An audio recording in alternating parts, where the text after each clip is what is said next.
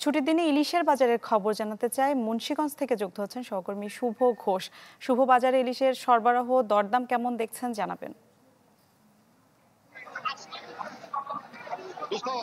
শ্রাবণের এই সকালে ছুটির দিনে কিন্তু ইলিশের স্বাদ নিতে আসলে শতবর্ষী প্রাচীন মীরকাদিব মৎস্য আড়তে ভিড় করেছেন সাধারণ ক্রেতারা। আমরা সকাল থেকেই দেখছি যে ইলিশের বাজারে কিন্তু আজকে বৃষ্টির কারণে বেশ অনেকটা সস্তা দামে বিক্রি হচ্ছে ইলিশ।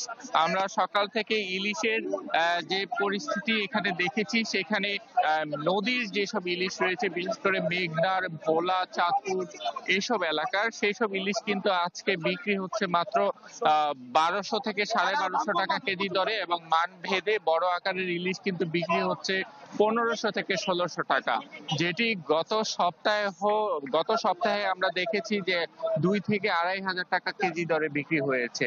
তবে চট্টগ্রামের সামুদ্রিক যেসব উপকূলীয় ইলিশ রয়েছে, সেই সব ইলিশ কিন্তু আজকে এখানে বিক্রি হচ্ছে 1100 থেকে 1150 টাকা, মান ভেদে 1300 থেকে 1400 টাকা, যেটা 1 কেজি আকারের ইলিশ।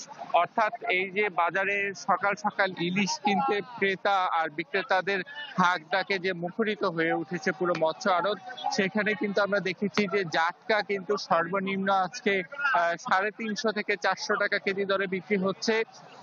600 থেকে 700 গ্রাম ওজনের যেসব ইলিশ রয়েছে, সেগুলো কিন্তু 950 থেকে 1000 টাকা, 700 টাকা, 650 টাকা কেজি দরেও বিক্রি হচ্ছে।